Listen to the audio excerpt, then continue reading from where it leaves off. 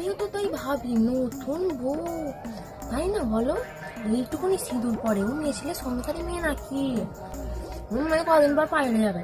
ছাড়ো তো, নতুন বিয়ে হয়েছে, কোনো নাক লজ্জা নেই, প্রতিদিন জিলটা করে এদিক দিয়ে যায়। ওই তো ওই বাড়ির বউটা, ছি, বাবা মার কোনো শিক্ষা দীক্ষা নেই, শ্বশুরবাড়িতে এসে জিন্স টপ পরে ঘুরছে, ছ্যা করো।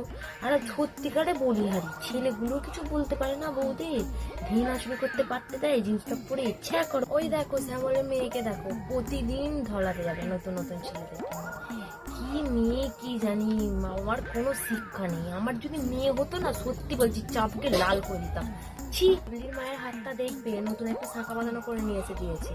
আমাদের বড়রাও যদি এরকম 2 নম্বরই কাজ করতো না, তাহলে আমাদেরও এত এত শোনার জিনিস।